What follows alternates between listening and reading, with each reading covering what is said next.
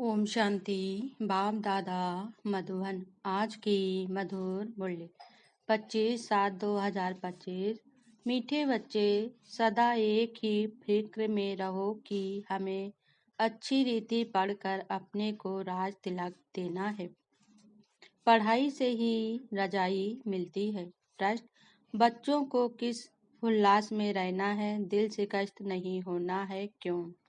उत्तर: सदा यही उल्लास रहे कि हमें इन लक्ष्मी नारायण जैसा बनना है, इसका पुरुषार्थ करना है। दिल से कष्ट कभी नहीं होना है, क्योंकि यह पढ़ाई बहुत सहज है। घर में रहते भी पढ़ सकते हो, इसकी कोई फीस नहीं है, लेकिन हिम्मत जरूर चाहिए। गीत: तुम ही हो माता पिता, तुम ही हो। ओम शांति। बच्चों ने अपने बाप की महिमा सुनी। महिमा एक की ही है और कोई की महिमा गाई नहीं जा सकती, जबकि ब्रह्मा विष्णु शंकर की भी कोई महिमा नहीं है। ब्रह्मा द्वारा स्थापना कराते हैं, शंकर द्वारा विनाश कराते हैं, विष्णु द्वारा पालना कराते हैं। लक्ष्मी नारायण को ऐसा लायक भी शिव बाबा ही बनाते हैं, उनकी ही महिमा है। आज की मुरली से मुख्य पॉइंट: तुम जानते हो इस समय सब तमो प्रधान पतित हैं। अच्छे व बुरे मनुष्य तो होते ही हैं। पवित्र रहने वालों को अच्छा कहा जाता है।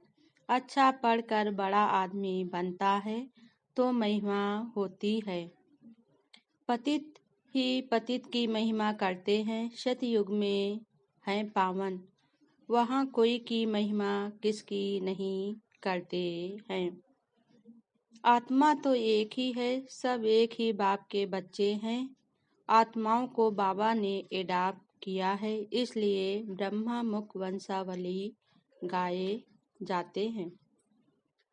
परमपिता परमात्मा बाप प्रवेश कर एडाप्ट करते हैं, वह है आत्माओं का बाप। फिर यहाँ आकर उत्पत्ति करते हैं।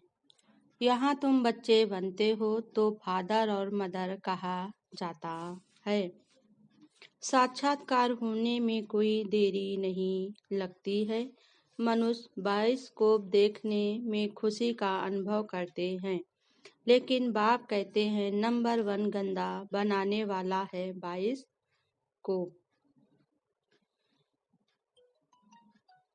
यह जैसे पत्थर बुद्धि हैं, अज्ञान काल में भी कहते हैं ना, हे भगवान इनकी बुद्धि का ताला खोलो।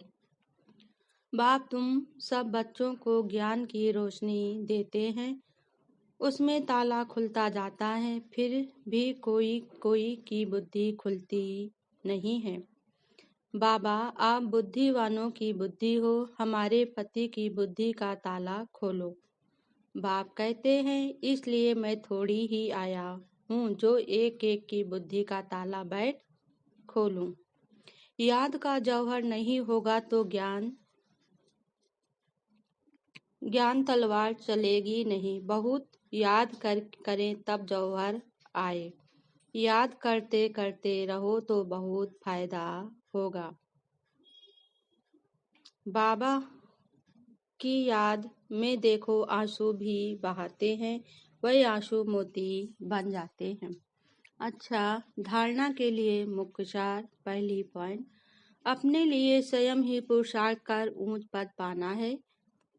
पढ़ाई से स्वयं को राज तिलक देना है। ज्ञान को अच्छी रीति धारण कर सदा हर्षित रहना है। सेकेंड पॉइंट: ज्ञान तलवार में याद का जौहर भरना है। याद से ही बंधन कटने हैं। कभी भी गंदे बाइस्कोप देख अपने संकल्पों को अपवित्र नहीं बनाना है। वरदान आज बाबा ने दिया: लौकिक को अलौकिक में परिवर्तन कर सर्व कमजोरियों से मुक्त होने वाले मास्टर सर्वशक्तिमान भव।